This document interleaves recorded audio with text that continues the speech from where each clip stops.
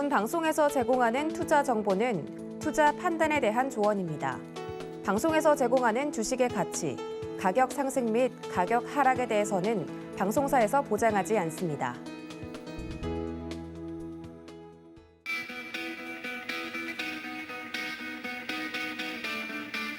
안녕하십니까. 고수익작전 타임 진행의 도지은입니다. 어제 우리 증시 2,700선을 회복해주는 모습을 보였습니다. 외국인과 기관의 수급이 유의미하게 들어온 점이 인상적이었는데요. 이번 주 내내 우리 시장 반등 시도를 계속할 수 있을지 기대가 됩니다. 간밤에 뉴욕 증시도 기분 좋은 흐름으로 좀 마감이 됐다고 하는데요. 시장이 불확실성이 해소된 것에 초점을 맞추고 있습니다. 이런 흐름 이어갈 수 있을지 여러분들 주목해 보시길 바라고요. 그러면 글로벌 시황센터 연결하겠습니다. 안녕하세요. 캐스터 박재은입니다. 오늘장 뉴욕 증시 살펴보도록 할 텐데요. 간밤 뉴욕 증시는 일제히 반등하면서 마무리를 지었습니다. 연준위원회 매파적인 발언을 소화하는 듯한 모습을 보여줬는데요. 자세한 흐름 살펴보도록 하겠습니다. 다우존스는 0.74% 오르면서 34,807선에, 나스닥이 가장 큰 폭으로 오르면서 1.95% 올랐고요. S&P 500은 1.13% 오르면서 4,511선으로 거래 마쳤습니다. 다음은 주요 기술주 흐름도 살펴보도록 하겠습니다. 간밤 기술주 중심으로 반등세가 나오는 모습이었는데 자세한 흐름 살펴보도록 하죠. 애플은 2%대 상승 탄력 보이면서 168달러 선으로 마무리 지었고요. 마이크로소프트는 1.64% 오름세 시연했습니다. 알파벳 A는 2.77% 오름세로 마감을 지었는데요. 특히나 샌드박스 AQ라는 양자기술 그룹을 독립기업으로 내놓는다는 소식에 오른 것으로 보여지고 있습니다. 이어서 살펴보도록 하겠습니다. 네, 일단 아마존은 2%대 상승 탄력을 보였고요. 테슬라가 거의 8% 가까운 급등 양상을 시현하면서 993달러로 거래를 마쳤습니다. 기가팩토리가 본격 가동된다는 소식에 들썩인 것으로 풀이가 되고 있고요. 엔비디아는 0.79% 조정받는 모습이 포착이 됐습니다. 엔비디아는 자율주행 솔루션 올인 관련해서 내용을 발표했다는 점도 체크가 필요합니다. 이어서 살펴보도록 하겠습니다. 네, 변동성 지수는 2.51% 밀리면서 22포인트 선으로 거래 마쳤고요. WTI는 0.3% 빠지면서 111달러 선에, 골드는 0.4% 조정받는 모습이 포착이 됐습니다. 다음 장도 확인해 보시죠. 특징주 흐름 살펴볼 텐데요. 금융주부터 살펴보겠습니다. 간밤에 10년물 국채금리가 2.4%까지 치솟기도 했는데요. 이에 따라서 금융주가 영향을 받는 모습이 나타났습니다. 특히나 JP모건은 2%대 상승 탄력, 그리고 뱅크 오브 아메리카는 3%대 오름세 시현했고요. 웰스파고는 4%대 오르면서 53달러 선으로 거래 마쳤습니다. 이어서 살펴보도록 하겠습니다. 나이키는 공급체인 차질 소식에도 불구하고 컨센서스를 상회하는 실적을 발표를 했는데요. 이 때문에 2%대 오르면서 133달러 선으로 거래 마쳤습니다. 알리바바는 무려 11%대 급등세를 보였는데요. 자사주 매입 계획을 250억 달러로 확대한다는 소식에 들썩였습니다. 마지막으로 옥타를 살펴볼 텐데요. 사이버 공격을 받았다는 소식이 들려오면서 2% 가까운 조정을 받았습니다. 네, 이렇게 특징주 흐름까지 짚어봤고요. 간밤에 나왔던 이슈들 살펴보도록 하겠습니다.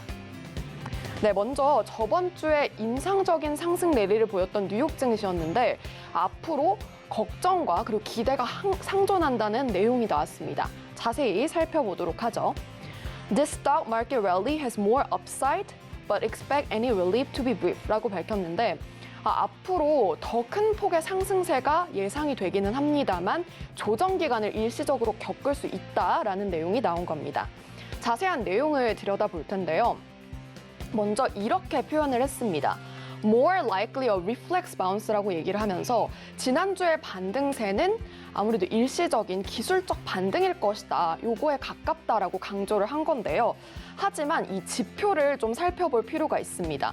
바로 브렛 트러스트라는 지표인데 이 지표에 따르면은 앞으로 10거래일 동안 40% 이하부터 61.5% 이상까지 상승을 했을 경우에 이것을 매수 신호다라고 보고 있다고 합니다.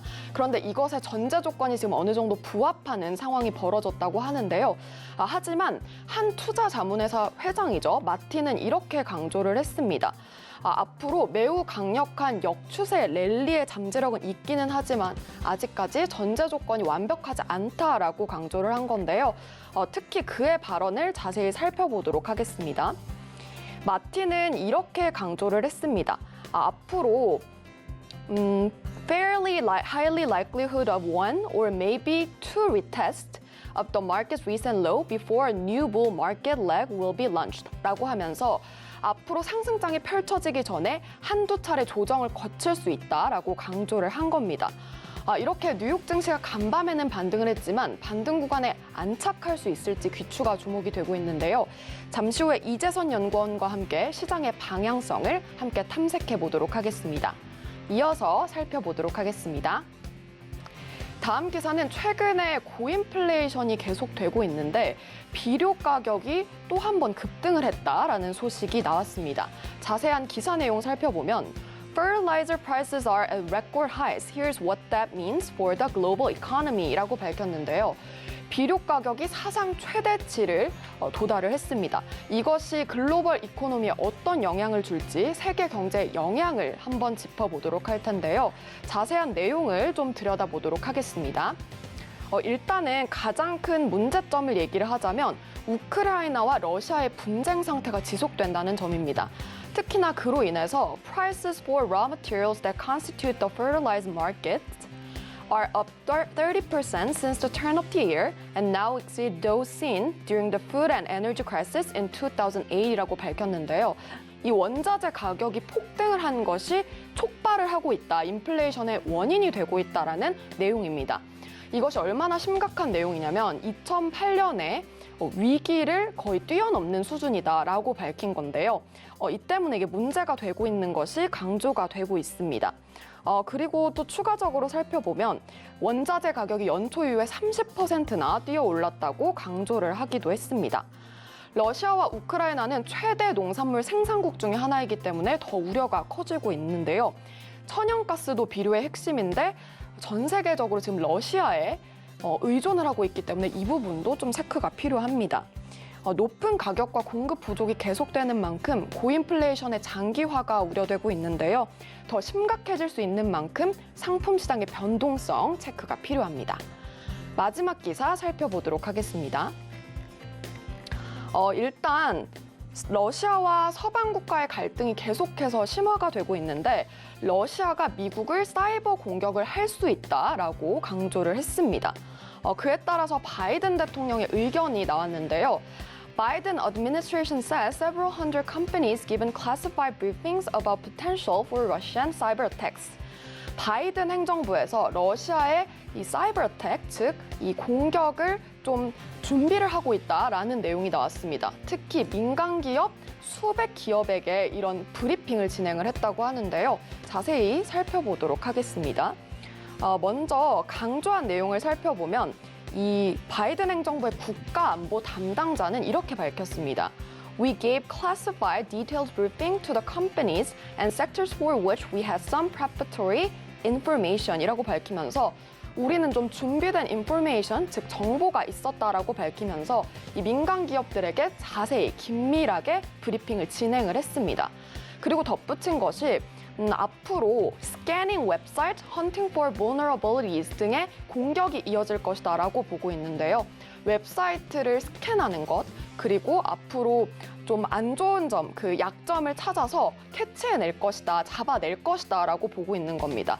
이에 대해서 확실히 대비가 필요할 것 같은데 특히나 자세히 좀 얘기를 들어보면 act immediately to protect the services millions of Americans rely on 이라고 밝히면서 이 수백만의 미국인들이 의존하고 있는 이런 서비스에 대해서 확실히 조치를 취해야 한다라고 얘기를 했고요.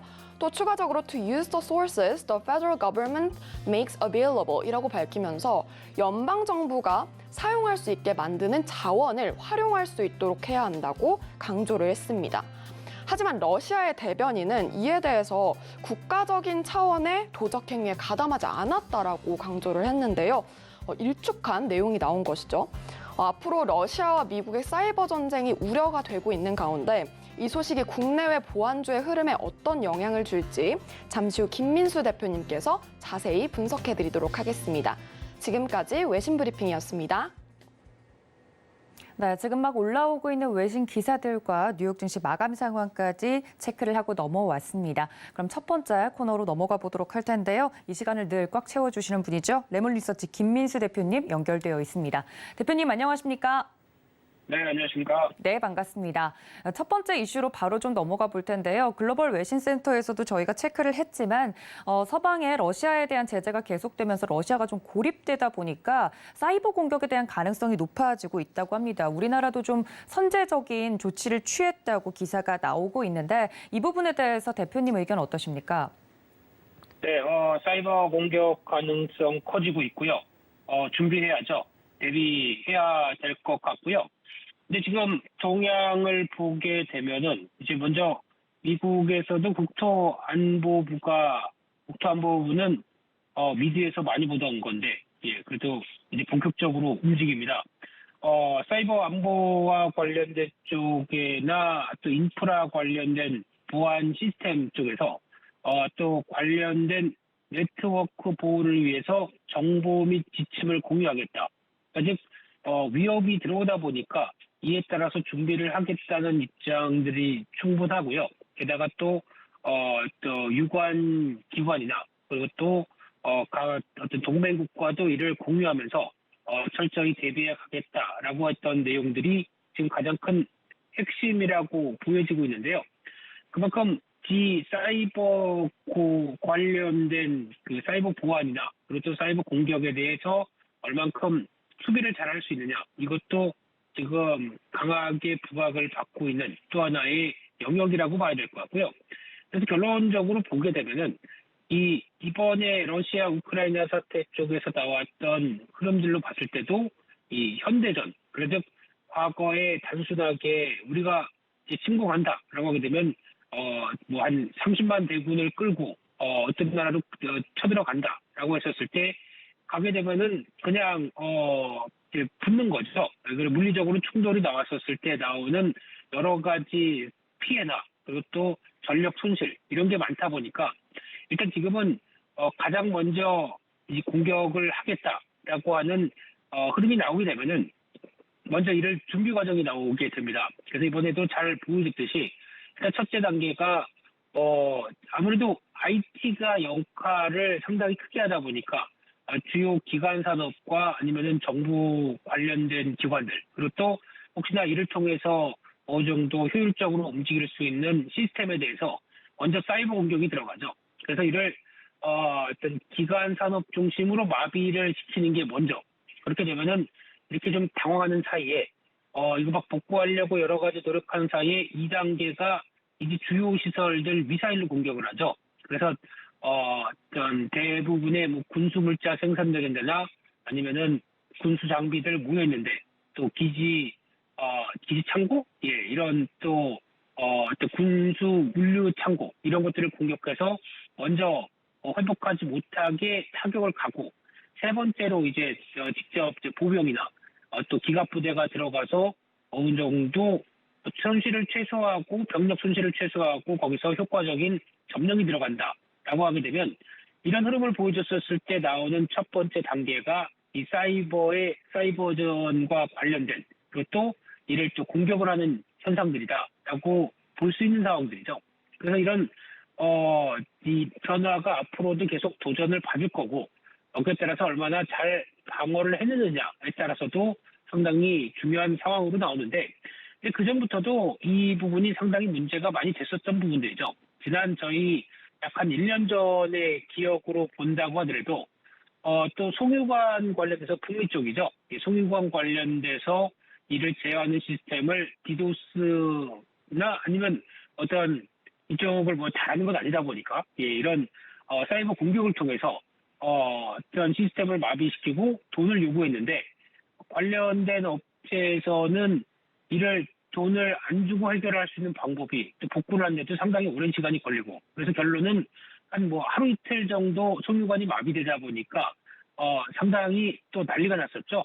국미 지역 쪽에서도 큰 타격을 받고 그래서 아예 빠르게 해결하겠다라는 입장 쪽에서 오히려 돈을 지급하고 그다음에 또 송유관 흐름을 좀 재개했던 상황이 나오게 되면 개별 기업 쪽으로도 얼마나 이 사이버 공격을 잘 방어하느냐 이게 또 중요한 문제로 떠오르고 있는 현실이라고 봐야 될 것 같고요. 그런 관점으로 봤었을 때 지금 또 하나 중요하게 봐야 될 부분들은 신산업이 발전하면서 이런 사이버 공격에 취약할 수 있다는 것도 하나 준비를 해야 될 것 같습니다.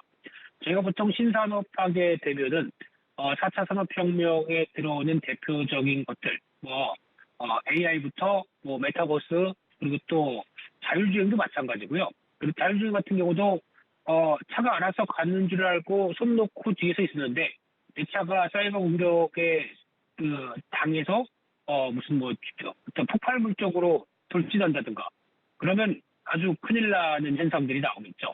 그와 함께 또 작게는 메타버스 환경이나 가상화폐 관련된 쪽도 메타버스에서도 환경이 구축이 돼서 내 아바타가 실컷 어떤 명품으로 치장을 해서 평소에 내 모습은 좀 트레이닝 바지 입고 있어도 아바타는 휘황찬란하게 옷을 갖춰 입고 명품으로 치장했는데 그 다음날 접속해봤더니 이게 다 털렸습니다. 팬티 하나만 입고 있다라고 하게 되면 상당히 어떤 금전적 손실도 비롯해서 여러 가지 압박이 커지는 거죠.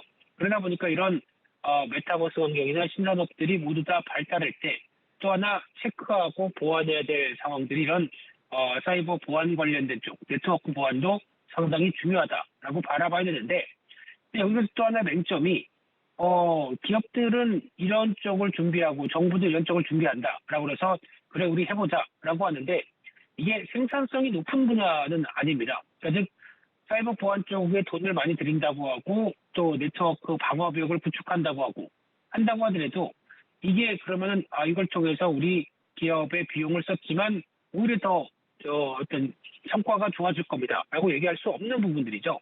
이건 단순하게 그냥 만약을 대비해서 방어용 이런 쪽으로는 볼 수 있는데 특히 앞으로 큰 손실을 더 막기 위해서 너는 최소한의 아니면 또 적절한 비용 정도를 생각할 수 있을 텐데 근데 이게 어떻게 보면은 기업 입장 쪽에서는 그냥 돈을 내고 그리고 돈을 쏟아붓고 좀 잠기는 비용이라고 봐야 되겠죠. 그렇기 때문에 이에 따라서 기업들도 좀 몇 년 투자를 했는데 생각해 보니까 크게 돈이 안 되는데 우리가 여기다 왜 이렇게 돈을 쏟아붓지? 라고 하게 되면 또 약간 좀 느슨해질 수가 있겠죠.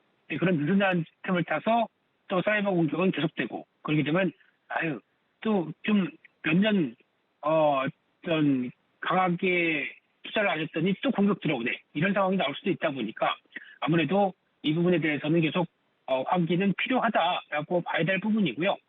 그러다 보니까 국내에서도 지금 최근에 종목 중에서 물론 정치 관련된 흐름이 나올 수도 있겠지만 안랩이라고 하는 주가가 외국인들의 매수세와 함께 급등하고 있습니다.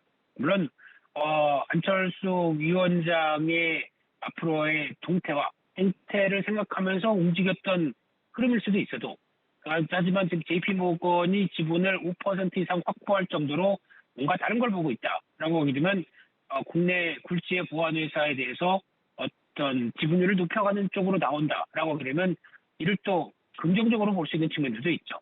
그러다 보니까 지금 사이버 보안주 관련된 쪽도 네트워크 관련된 보안 쪽도 이제 막 고개를 들고 있다는 쪽에서 최근에 움직이고 있는 대표적인 윈스, 파이오링크 그리고 파수 이런 쪽은 미렌지까지도 좀 괜찮은 것 같고요. 그런 쪽도 이제 실적도 꾸준한 성장세를 보여주고 있는데 좀 상대적으로 소외된 섹터가 이제 좀 고개를 든다라고 하는 쪽에서 좀 더 눈길은 가고 있다. 한번 단기적으로 한번 챙겨봐야 되지 않나라고 생각이 들고 있습니다. 네, 말씀해주신 것처럼 이 러시아 사이버 공격 이슈로 인해서 관련된 업종 그리고 종목들이 좀 관심을 받고 있는데요. 클라우드나 사이버 보안주들이요. 그런데 이 기업들의 특성을 좀 설명을 해주신 게 인상적입니다. 생산성 자체가 좋지는 않다. 투자는 좀 꾸준히 해야 되는 분야인데 투자자의 입장에서는 생산성이 좋지 않은 부분들도 업종의 특성상 좀 고려를 하셔야 될 것 같고 최근에 안랩을 필두로 오르고 있는 관련된 종목들 그래도 꾸준히 관심은 필요하다 말씀을 좀 드렸습니다. 자, 두 번째 이슈로 좀 넘어가 보도록 하겠습니다. 미국 국채 이야기인데 이 폭등세가 좀 심상치 않다는 이야기가 나오고 있습니다. 연준이 긴축 속도를 좀 빨리 당겨오겠다라고 전망을 하면서 장단기 금리 차가 좀 빠르게 축소되고 있는데 통상 금리 차가 축소된다는 건 경기 침체의 전조로 좀 받아들여지지 않습니까? 대표님 의견이 궁금하네요. 네, 제 의견이 뭐가 중요하겠습니까? 더 높으신 분들이 잘 알아서 하겠죠. 그래서 지금 기존은 장단기 금리 차가 보통 저희가 알기로는 이제 역전이 된다 하게 되면 앞으로 한 6개월 내 그리고 또 한 1년 내 정도쯤에서 경기 침체가 들어온다. 한쪽에서 눈길이 가는데 연초에는 그래도 한 1%포인트 정도 벌려져 있었습니다. 근데 지금 현재는 0.2%포인트도 무너질 정도로 상당히 많이 장단기 금리 차가 위축이 돼 있고요. 사실 그렇다는 얘기는 장기 금리도 올라가는데 단기 금리가 더 빨리 올라간다는 얘기죠. 이런 쪽에서 원래는 이제 장기 금리가 꾸준하게 올라가고 단기 금리도 그를 따라가지만 당연한 국면으로 봤을 때는 당연히 장기 금리가 높아지는 건 맞는데 근데 장기 금리 같은 경우는 경기를 의미하는 측면들이 높은데 이게 밋밋해지고 오히려 단기 금리가 빨리 올라간다는 얘기는 이게 어떤 역전에 대한 흐름들로 생각을 하는 거죠. 그래서 금리가 빨리 오르다 보니까 여러 가지 부담 때문에 이를 대처를 해가는 과정이다. 그런 쪽에서 나오고 있는 수익률 곡선 커브 현상 이게 지금 나오고 있는 핵심인데, 근데 지금 연준에서는 경기 침체에 대해서 제한적인 시각을 갖고 있고요. 그래서 아직은 그 스태그플레이션과 함께 나오는 경기 침체는 아직은 아니다라는 쪽으로 얘기를 하는데. 모르겠습니다. 이거는 앞으로 연준이 얼만큼 잘 컨트롤 하느냐가 중요할 것 같고요. 특히, 인플레이션을 얼마나 잡을 수 있느냐. 그리고 또 하나가 중국 경기도 약간 위축된 흐름들 쪽에서 어떤 글로벌 경기에 대한 변화가 어떻게 나오느냐라는 쪽이고, 게다가 또 지정학적 리스크까지 가세된 인플레이션의 흐름이 나오고 있기 때문에 이를 얼마나 컨트롤할지가 더 중요한데, 근데 만약에 이런 상황이 지금 펼쳐진다라고 하게 되면 일단 연준은 금리 인상에 대해서 엑셀을 밟겠죠. 그렇게 되면은 시장에서는 일단 물론 금리가 올라간다는 건 다 아는데 속도에 대해서 약간 또 부정적일 수도 있고 그런 관점이다 보니까 결국에는 변동성이 커질 수는 있다고는 생각됩니다만 연준이 마지막으로 또 기대하는 게 하나가 리오프닝이 아닌가 생각됩니다. 그렇다는 얘기는 리오프닝이 들어오게 되면 이제 공급 적체라든가 그리고 또 항만 적체 같은 이를 통해서 충분히 노동력이 해줄 수 있었던 일이 적체가 됐던 부분들이 해소가 된다라고 하고 또 코로나19 전으로 경기가 회복되고 돌아가기 시작한다라고 하셨을 때 나올 수 있는 경기에 대한 반전 신호 이것도 생각하게 되면 아마 그렇게 크게 부정적으로 볼 필요는 없지 않을까라는 생각도 드는데 이거는 시간이 좀 걸리겠죠. 그래서 장단기 금리차가 나오는 것 가지고 무조건 악재다. 주식 다 팔고 경기 침체를 대비하자라는 시각은 아닌 것 같고요. 관련돼서 물가 수준에 대한 변화와 또 리오프닝 이후에 나올 수 있는 경기 동향들을 체크하면서 가능성은 있대. 거기에 너무 몰두하진 말자 이렇게 말씀드리겠습니다. 네, 장단기 금리차가 좀 축소되고 있는 부분에 대해서 언급을 좀 해드렸습니다. 이 부분까지 투자하시는 데 도움 받으셨으면 좋을 것 같고요. 자, 김민수 대표님의 오늘장 작전 좀 들어보도록 하겠습니다. 대표님, 오늘은 2,700선 어제 좀 넘어섰는데 어떻게 좀 작전을 짜볼까요?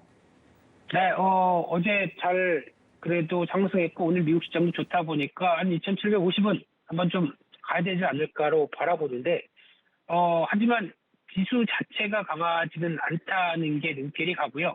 삼성전자가 약합니다. 여러 가지 이슈가 많죠. 그런 쪽에서 지금은 안 가고 지금은 무겁다고 하더라도 나머지 기업들이 오히려 삼성전자를 보유하신 분들한테는 죄송하지만 오히려 종목들이나 섹터가 활발하게 움직일 때는 삼성전자가 잠깐 쉬다가 나중에 가는 게 좋습니다. 그래야 종목들이 먼저 빠르고 활발하게 움직이는 이런 현상이 나오는 것 같고요. 그래서 이런 관점 쪽에서 여전히 종목과 섹터 쪽으로 기회 찾으면서 좀 즐기자라는 쪽인데, 하지만 이제 또 1분기 기업 실적 나오게 되면 또 불안감이나 위축감이 나올 수도 있기 때문에 조심은 해야 되겠지만, 그래도 지금은 활발하게 종목들을 움직이는데 거기다가 그냥 미리 어떤 부담감을 가질 필요는 없겠다고 생각이 들고 있고요. 그런 쪽에서 지금 나오고 있는 악재는 생각보다 좀 둔감하고 그동안 많이 위축됐던 시장에 대해서 반응하고 있는 현상들, 이걸 생각해보면서 좀 더 좀 활발하게 움직일 때가 아닐까 생각이 들고 있습니다. 네, 삼성전자는 가지 않고 있지만 좀 아쉽지만 그 전에 일전에 말씀을 해주셨던 활발한 섹터들은 눈여겨보자 말씀을 좀 드렸습니다. 지금까지 레몬리서치 김민수 대표님이었습니다. 대표님 감사합니다. 네, 감사합니다. 네, 바로 다음으로 넘어가 보도록 하겠습니다. 다음 시간은 하나금융투자 이재선 선임연구원 연결되어 있습니다. 연구원님 안녕하십니까? 네, 안녕하세요. 네, 반갑습니다. 자, 첫 번째 작전명 확인하고 오겠습니다. 네, 오늘의 작전 키워드 첫 번째는 증시에 분 봄바람입니다. 네, 말씀드렸다시피 어제 우리 시장 2,710포인트 선을 탈환을 해내는 모습이었습니다. 본격적으로 좀 시장에 봄바람이 불지 궁금한데요. 연구원님 어떻게 생각하십니까? 네, 일단은 사실 그간 증시 상단을 제안을 했던 여러 가지 요소들이 시장에 충격이 주는 효과가 점진적으로 줄어들면서 국내 증시 같은 경우도 그렇고 글로벌 증시 모두 그간의 조정폭을 일부 되돌리는 흐름이 계속해서 진행될 것으로 생각이 들고 있습니다. 일단 3월 FOMC 회의 같은 경우는 다들 알다시피 연준의 스탠스가 여전히 기축적인 게 드러났었고요. 인플레이션을 상향 조정한다든지 점도표를 통해서 연내 최소 추가 6회 금리 인상 가능성을 내비쳤다든지 다소 조금 매파적이었습니다. 근데 시장은 이와 반대로 안도 랠리를 지금 시연을 어느 정도 하고 있는 부분이 있는데, 몇 가지 요소들을 살펴보면 일단 앞서서 물가 상방 압력을 높였던 WTI 급등세가 진정이 되고 있고요. 지난주부터는 중국 정부의 부양 시그널이 어느 정도 감지가 되고 있는 상황입니다. 마지막으로는 미 연준이 경제 훼손 없는 출구 전략에 나서겠다는 점을 강조한 게 긍정적인 요소로 좀 작용했다라고 생각이 들고 있고요. 3월 FOMC 불확실성 해소라든지 WTI 진정세는 사실 금리 부담이 높았던 이머징 증시와 그중에 원유 수입국인 우리나라 증시 좀 우호적인 요소라고 할 수 있겠습니다. 연초 이후에 이머징 내 코스피 하락폭은 중국 다음으로 지금 높은 수준이기 때문에 레벨 자체는 외국인들에게 비춰질 때 좀 매력적인 포인트라고 볼 수가 있을 것 같고요. 업종별로 보자면은 반도체, 하드웨어, 가전 등 IT 업종이라든지 내지는 소프트웨어, 미디어 등 그간 조정폭이 심했던 낙폭과대 성장주들이라든지 해당 업종들이 사실 이익 모멘텀 대비 주가 조정폭이 심화가 됐었습니다. 그렇기 때문에 저가 매수 이익 가능성이 여전히 높은 구간이라고 생각이 되고 있습니다.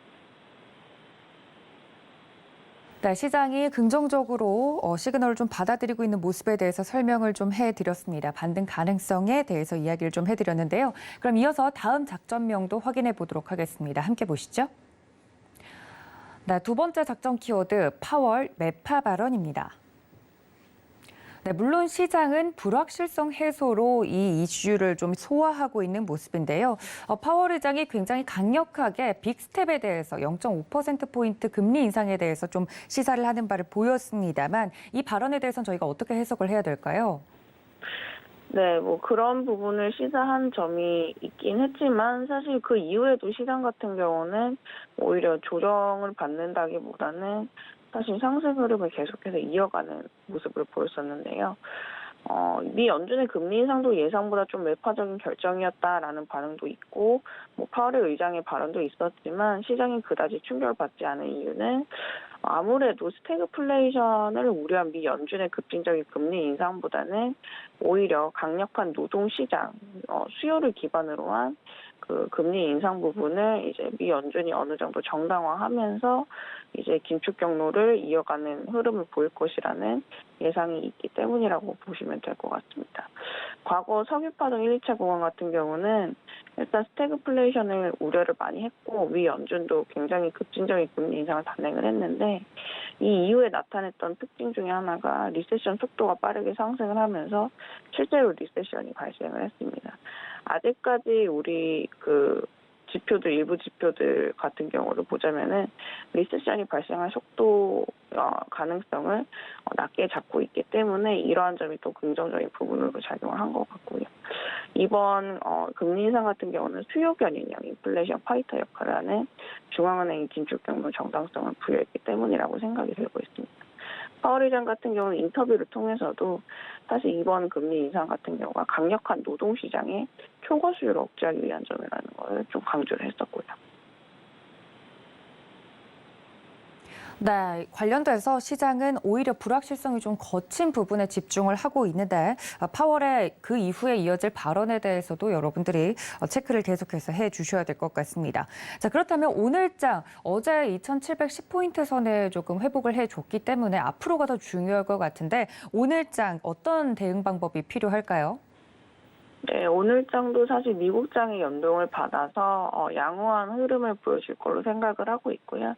특히 나스닥 지수가 어제 급등을 아주 반등을 상대적으로 많이 한 폭이 컸기 때문에 우리나라 같은 경우도 낙폭과대주 중에 성장주, 예를 들자면 소프트웨어나 미디어 관련된 업종이 상대적으로 오름폭이 좀 클 것으로 생각이 들고 있습니다. WTI가 100달러 선을 만약에 하회할 가능성이 점차 높아진다면요. 실질 임금 반등 여력이 높은 구간에서는 내수 소비 기대감이 높은 업종으로 대응할 필요가 있을 것 같고요. 그렇기 때문에 중장기적으로 보자면은 실질 임금 그 상승과 조금 연동이 깊은 관련된 내수 소비 업종들도 살펴볼 필요가 있고 실제로 과거 실질 임금이 상승했던 2011년 하반기를 보자면은 앞서 말씀드린 IT 업종들, 하드웨어, 가전, 반도체 업종의 약진이 관찰이 됐기 때문에 분할 매수를 점진적으로 하는 구간이 조금 나타나지 않을까 저는 그렇게 생각을 하고 있습니다. 네, 소프트웨어, 미디어, 성장주 위주로 보는 것이 좋겠다 이야기를 해드렸습니다. 지금까지 하나금융투자 이재선 선임연구원과 함께했습니다. 연구원님 감사합니다. 감사합니다.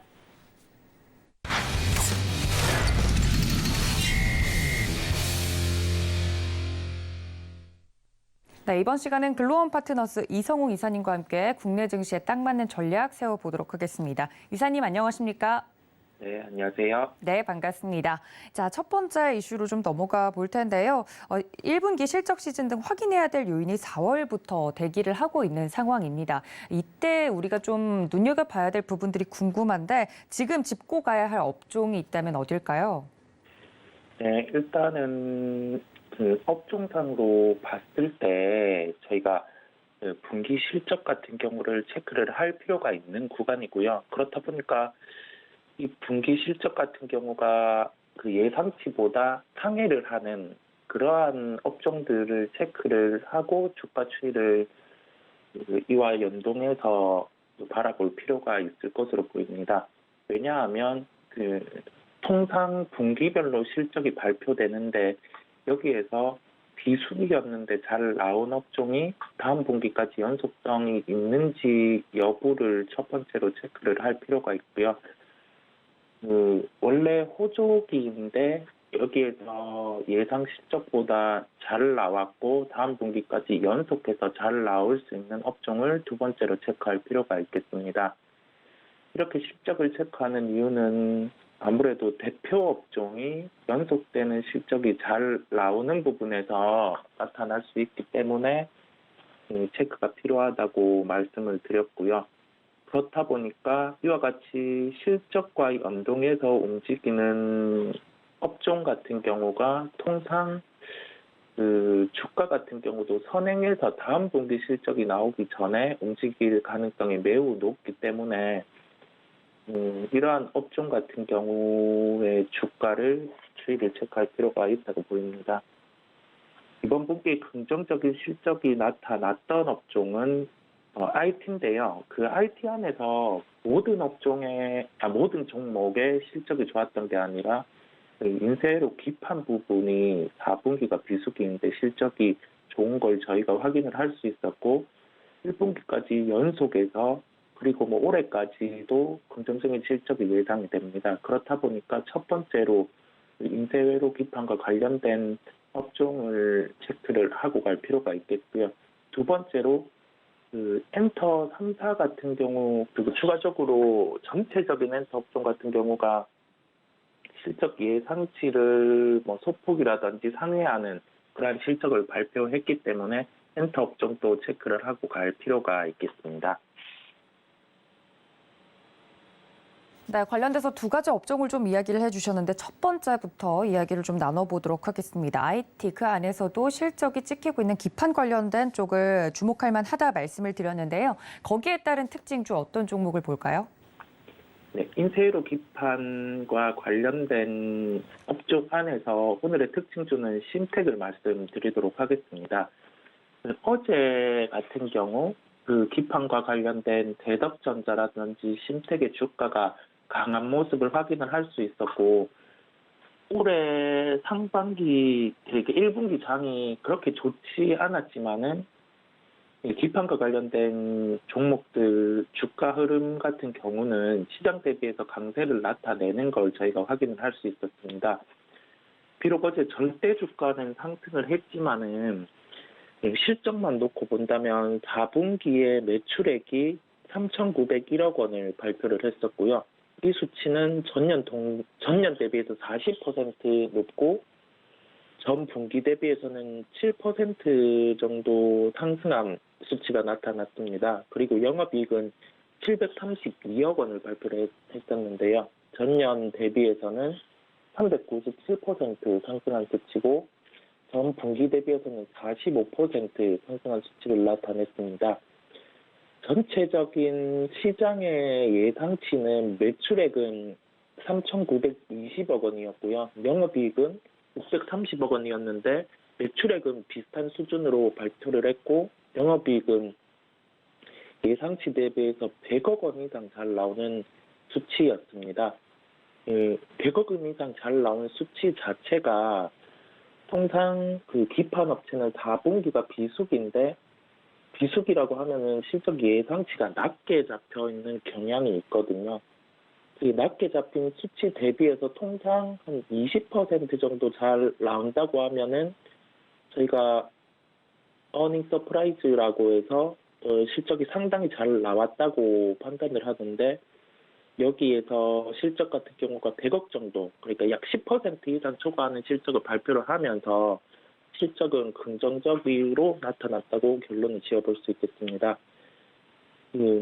세부적으로 이 이익이 발생한 부분에서 그 자회사의 실적이 연결이 됐는지 아니면 일회성 이익이 발생을 했는지 그 여부를 체크할 필요가 있는데 일본 자회사의 일회성 이익이 약 50억 원이 발생을 했는데 이 부분을 제외를 하더라도 680억 원이라는 영업이익 수치이기 때문에 수치로는 긍정적으로 발표를 했다고 보입니다. 회사의 전체적으로 기판의 판매 같은 경우가 통상 이제 매출은 많이 발생을 하는데 그 대비해서 이익이 낮은 경향, 그 낮다는 이익 자체는 영업이익률이 한 자릿수로 나타나는 경향이 있었는데 그 고부가 패키지 기판 쪽의 비중 확대에 따라서 영업이익률 같은 경우도 두 자릿수 정도의 규모로 나타나는 측면을 확인을 할 수 있었고요. 메모리용의 기판 공급 부족이 지속이 되면서 가격적인 측면에서도 통상적인 가격보다 상승하는 흐름이 나타났습니다.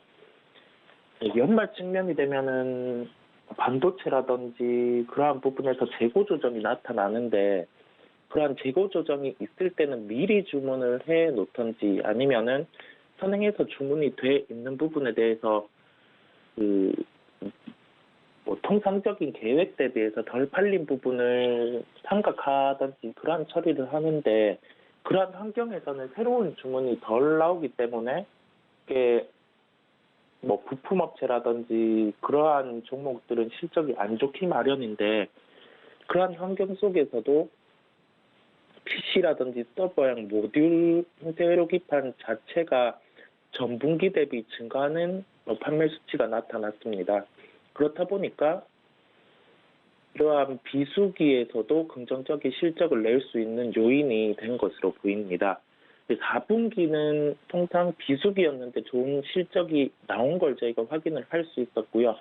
서두에 말씀드린 것처럼 그 4분기가 일회성인지 아니면 1분기까지 긍정적인 실적이 이어지는지 여부를 체크를 해야 될 텐데 비수기였음에도 좋은 실적이 나타났고 1분기 같은 경우도 어제 이제 주가 상승 이전에 시장에서 뭐 통상 1분기 실적 대비 긍정적일 수 있다는 코멘트가 있었고요. 도합해서 올해 실적 예상치를 살펴보면 매출액은 약 1조 6,300억 원 수준, 영업이익은 3천억 원 수준으로 전년과 저희가 비교를 해봤을 때 영업이익 기준으로는 70% 이상 증가할 것으로 전망이 되고 있습니다. 영업이익이 70% 이상 증가하는 수준은 통상적인 일반 기업의 성장을 훨씬 넘어서는 수치다 보니까 주가적인 측면에서 올해 시장이 변동성이 크고 좋지 않음에도 불구하고 강한 주가를 저희가 확인을 할 수 있었고요. 이익 대비해서 현재 시가 총액을 비추어 봤을 때도 보수적으로 봤을 때도 상승에 대한 룸이 한 30% 이상 남아있는 상황이다 보니까 절대적인 주가는 상승을 했지만은 상대적으로 가격을 봤을 때는 저희가 반드시 포트폴리오에 편입하고 가야 되는 종목이라고 강조를 드리겠습니다. 즉 가격적인 측면에서는 상승을 했지만 현재 구간에서는 분명히 가지고 가는 종목이기도 하고요. 다만 주가가 상승을 급하게 했기 때문에 급한 매수보다는 눌림목에서 대응을 하는 게 나을 것으로 보입니다. 실적 업사이드 자체는 위로 열려 있음을 한 번 더 강조를 드리겠고요.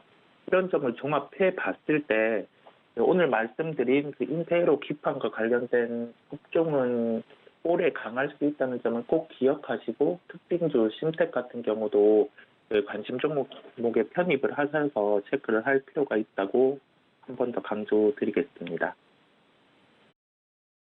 네, 첫 번째 특징주 심텍에 대해서 자세하게 설명을 드렸습니다. 올해 1분기 실적 전망이 예상치를 상회할 것으로 전망이 되고 있고 여러 리포트에서도 긍정적인 이야기들이 나오고 있는데 이사님께서 자세하게 그 이유를 분석해 주셨습니다. 자, 두 번째로 넘어가 봐야 될 것 같은데요. 앞서 두 개의 업종에 대해서 설명을 드렸는데 두 번째가 바로 엔터와 미디어 업종이었죠. 관련돼서는 이성웅 이사님께서 늘 강조를 좀 해주셨었는데 어제는 JYP 엔터가 큰 폭으로 좀 올라주는 모습이었습니다. 관련돼서 미디어 그리고 엔터주 앞으로도 계속 볼만한지 거기에 따른 특징주는 오늘은 어떤 종목을 소개해 줄지 궁금하네요. 네, 엔터 업종 같은 경우는 리오프닝과 관련해서 1차적으로 좋아지는 환경, 좋아지는 환경이라고 하면은 저희가 실적으로 체크가 되는 부분이 첫 번째겠고요. 이러한 실적 자체의 질이 좋아지는 게 두 번째 부분이라고 할 수 있겠습니다. 엔터 업종 같은 경우는 기존의 오프라인 콘서트를 지속적으로 하는 환경에서 코로나가 촉발이 되면서 이 부분이 불가하게 되었고요. 그 불가함을 온라인 콘서트가 메워주는 부분이 있었는데 이제는 다시금 위드 코로나를 넘어서서 이제 리오프닝 환경까지 나타나는 국면이다 보니까 온라인과 오프라인 콘서트가 함께 가능하게 되었습니다. 이러한 구조에서 일각에서는 이러한 콘서트 같은 경우가 온라인과 오프라인 나눠져서 실적에 되려 좋지 않은 영향이 있지 않을까라고 그런 우려의 얘기도 있었는데요.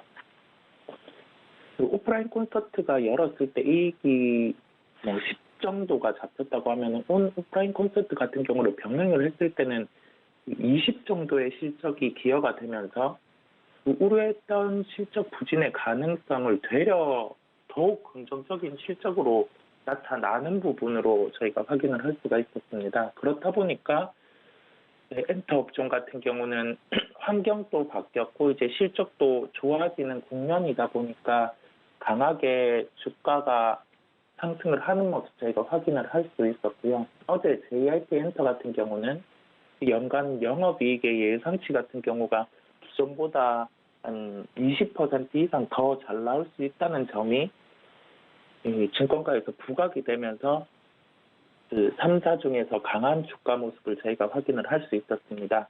엔터와 비슷하게 컨텐츠라든지 비디오 업종 같은 경우도 주목을 해봐야 되는 환경이겠는데요. 여기에 대한 포인트는 첫 번째로 글로벌 OTT 업체의 증대라는 점입니다. 이 글로벌 OTT 업체라는 거는 저희가 이전 같은 경우가 통상 그 비디오 콘텐츠 업체들이 방송 3사의 그런 드라마라든지 그런 걸 공급을 했었다고 하면은 이제는 그 3사를 넘어서 케이블 TV 같은 경우도 3사 이후에 확장이 되는 모습이었고요. 그 케이블 3사 같은 경우와 정정을 해서 방송 3사 같은 경우와 케이블사 같은 경우는 마진 같은 경우가 케이블사들이 좋지만은 그게 그렇게 뚜렷하게 차이는 안 나다 보니까 기존에는 미디어 업종, 콘텐츠 업종의 그 이익 자체가 적자라든지 소폭자에 그치는 경우가 있었습니다. 여기에 추가적으로 이제는 실적과 연결될 수 있는 요인이 그 글로벌 OTT 업체, 넷플릭스라든지 애플이라든지 다양한 그 채널이 생기다 보니까 이 가격 결정권 자체는 아직 컨텐츠 업체에 없지만은 공급할 수 있는 환경이 늘었거든요. 그렇다 보니까 여기에서 첫 번째로 판매가 느는 요소가 있겠고요. 오징어 게임 이후에 국내 콘텐츠 업체 같은 경우가 글로벌에 있는 인구들이 우리나라의 드라마 콘텐츠에 관심을 가지면서 이제 가격 단가 자체도 올라가는 환경이 열렸거든요. 첫 번째, 두 번째를 종합을 해봤을 때 이제 판매도 늘고 가격까지 올라가는 그런 환경이 조성이 되면은 기존에 기대하지 않았던 부분의 실적이 본격적으로 나타날 요인이 있다 보니 이러한 업종 같은 경우를 저희가 주목해야 된다고 풀어서 한번 말씀을 드렸습니다. 네, 그럼 관련돼서 그 안에서 볼 만한 특징주는 어떤 게 있을까요, 이사님? 네, 저희가 통상적으로 CJ ENM이라든지 스튜디오 드래곤이라든지 이러한 종목은 상당히 좋은 흐름, 주가가 한번 하락을 하더라도 다시금 주가의 회복력이 빠른 걸 저희가 시장을 통해서 확인을 할 수 있었고요. 그다음 드라마 업체들 같은 경우도 중성사, 사마 관련된 이러한 기업이라든지 아니면은 초록뱀이라든지 이러한 기업들 같은 경우도 주가가 하락을 하고도 현재는 반등 국면에 있는 걸 저희가 확인을 할 수 있었습니다.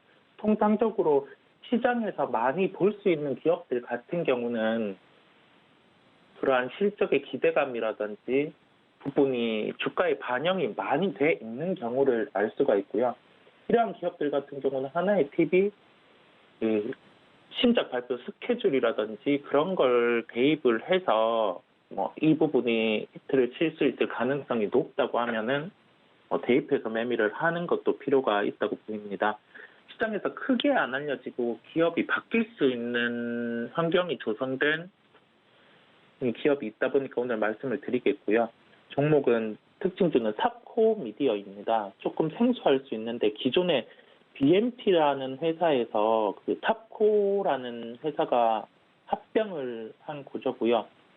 글로벌 사업 확장을 위해서 인수를 했는데 웹툰의 라인업 같은 경우 이제 통상 드라마로 많이 전환을 해서 저희가 방영을 하는데 여기에서도 콘텐츠 부분에서 일단은 히트를 치는 걸 저희가 확인을 할 수 있었고 추가적으로 이게 일본이라든지 해외 시장 같은 경우까지 시장을 개척을 해 나가면서 국내 시장에 국한되지 않고 본격적으로 올해부터 이제 해외 실적이 잡힐 가능성이 높을 것으로 보입니다. 저희가 사업 환경이 좋아지는 부분에서 가장 큰 게 실적을 체크할 필요가 있고, 이와 연동해서 동종 업종 대비해서 이게 싼지 비싼지 여부를 체크를 해볼 필요가 있겠는데, 현재 시가총액이 한 1,000억 대, 그리고 올해 예상 실적이 그 웹툰이라든지 그러한 부분을 종합을 해봤을 때 200억 정도의 실적이 발생한다고 예측이 되거든요. 동종업종 같은 경우가 주가 수익 비율이 한 15배 정도 받고 있는 상황입니다. 그렇다 보니까 이거를 대입해 본다면 웹툰 업종에 같이 반영을 한다고 하면 시가총액이 3,000억대까지 가능한 구조로 나오거든요. 여기에서 판단을 해봤을 때 그 절대적인 수치로는 현재 1,000억의 시가총액에서 3,000억으로 된다고 하면 주가가 3배 상승을 할 수 있겠는데, 이게 합병을 하면서 이전 회사 같은 경우가 뭐 드러나지 않은 비용이라든지 그런 점을 감안을 해서 좀 프리미엄을 생각한다 하더라도 여기에서 한 2배 이상의 상승의 여력이 있을 것으로 보이기 때문에, 저희가 시장에 많이 알려진 뭐 미디어 콘텐츠 업종 내 종목을 보기보다 덜 오른 탑4 미디어 같은 경우도 관심을 가지고 오늘 시장에서 살펴봐도 된다고 강조를 드리겠습니다. 네, 아직 미디어 콘텐츠 업종에서 주목을 받지 못했던 탑코 미디어까지 특징주로 소개를 좀 받아봤습니다. 지금까지 글로원 파트너스 이성웅 이사님과 함께했습니다. 이사님 감사합니다. 네, 감사합니다. 네, 오늘 저희가 준비한 소식은 여기까지입니다. 이어지는 매매 시그널에서는 장중에 매매 시그널 저희가 좀 잡아드릴 테니까 끝까지 저희와 함께해 주시면 감사하겠습니다. 또 본 방송에서 제공해 드린 정보는 투자 판단에 대한 조언일 뿐 해당 주식의 가치나 수익률을 보장하고 있지 않다는 점까지 알려드리면서요. 저는 잠시 쉬었다가 매매 시그널로 인사드리겠습니다. 시청해 주신 여러분 고맙습니다.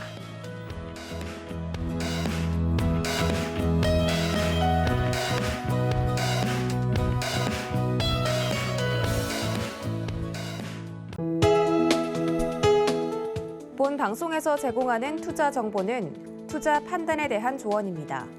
방송에서 제공하는 주식의 가치, 가격 상승 및 가격 하락에 대해서는 방송사에서 보장하지 않습니다.